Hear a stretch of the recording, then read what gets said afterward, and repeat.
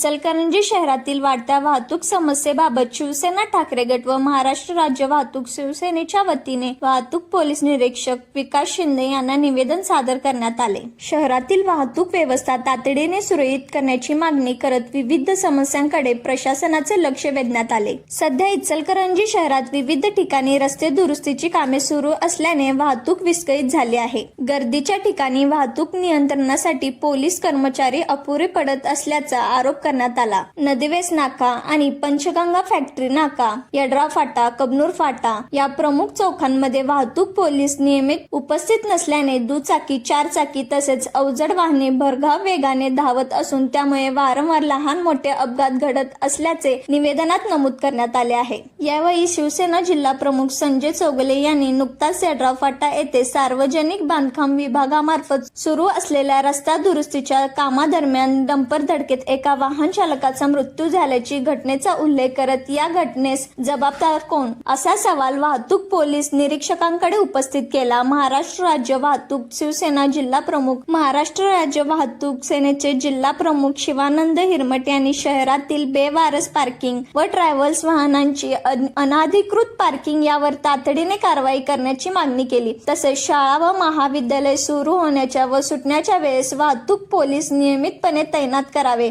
जेणेकरून विद्यार्थी व पालकांची गैरसोय होणार नाही, अशी मागणी करण्यात आली। शहरातील वाहतूक व्यवस्था तातडीने सुधारून सर्व मागण्यांची पूर्तता करावी, अन्यथा शिवसेना ठाकरे गट व महाराष्ट्र राज्य वाहतूक सेनेच्या वतीने तीव्र आंदोलन छेडण्यात येईल, असा इशारा यावेळी देण्यात आला। यावेळी शिवसेना उपजिल्हा प्रमुख मलकारी लवटे, शिवसेना शहर प्रमुख तथा नगरसेवक शिवाजी पाटील, वाहतूक सेना उपजिल्हा प्रमुख संजय पाटील, संदीप यादव, वाहतूक सेना शहर प्रमुख महबूब पठाण, युवा सेना शहर प्रमुख सागर जाधव, विभाग प्रमुख विशाल धुमाळ, सागर कुरांडे, गंडू विटाळे, सूरज जंगटे, स्वप्नील गजबर, राजू नेजे यांच्यासह शिवसेना व वाहतूक सेनेचे पदाधिकारी उपस्थित होते।